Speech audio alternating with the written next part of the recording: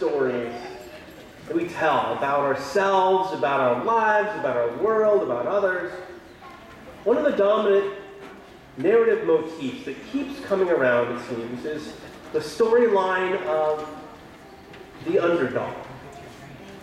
Right? We often hear that story of the person for whom life is hard, either due to poor decisions in life or maybe circumstances or other happenings. And then somehow through the story, by faith or by direct or indirect action, some sort of deep connection happens with themselves or others, and they turn a corner in life and live into the fullness of life that is for them. As they kind of live into everything that is good and right in the world, and leaves us at the end of the story with that unmistakably hopeful feeling about ourselves, about others, about our world. This is familiar, right? The story of the underdog. It comes to us in film, it comes to us in literature, it comes to us in many genres. We've even idealized such a narrative in our own kind of national identity as citizens of the United States with that rugged American individualism, as we say, where people have to pull ourselves up by our own bootstraps, even though that's physically impossible to do. Right? But we love the story of a good underdog. So these stories persist, as we hear in the Gospel of Luke for today. For Luke, and Luke's characteristic style, again, is centering the experience of people who are outsiders, underdogs, the sort of people we might not wish to interact with on a regular basis even. And earlier in the Gospel, this was people named as tax collectors and sinners, or people who were poor, who were imprisoned. Or, of course, you've heard the stories of the bold women who decide to buck societal trends, and the men who have so much money that they forget the needs of the common folks. And of course, we've heard other stories in Luke's Gospel of lost sheep and disciples who don't know how to pray, and folks who are confused about who their neighbors are. Lots of stories of underdogs. And today we hear the story of people suffering from leprosy.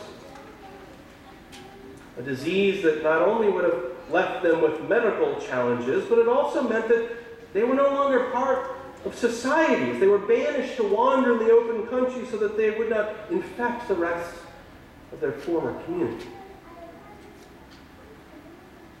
But these forgotten folks have an encounter with Jesus along the way as he's heading to Jerusalem for that final season of his ministry and life. And as Jesus meets them on the way, a remarkable thing happens. For the text says that he sees them. Jesus sees them. He sees them in their suffering, and he sends them to the priests then. And as they go back to that holy space, they are made clean, healed, and thus are invited to take part again, not only in those good and life-giving religious observances from their community of origin, but more importantly are invited to rejoin the loved ones whom they've been forced to abandon along the way. And in many ways, I think Jesus does something similar for us in our lives as well. Along the way, Jesus sees us too.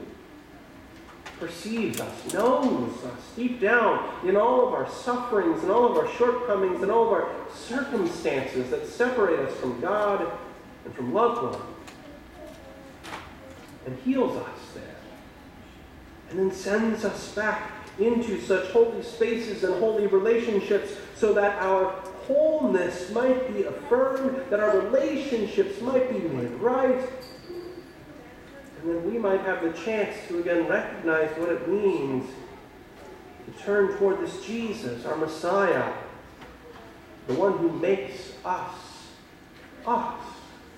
together, rather than us versus them.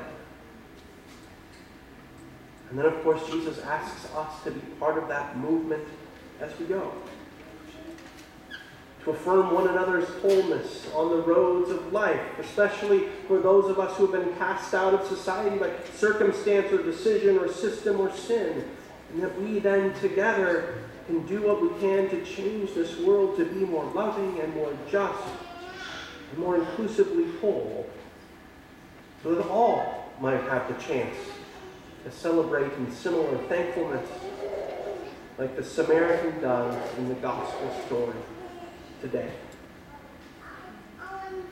So this is the story of our God that we remember time and time again.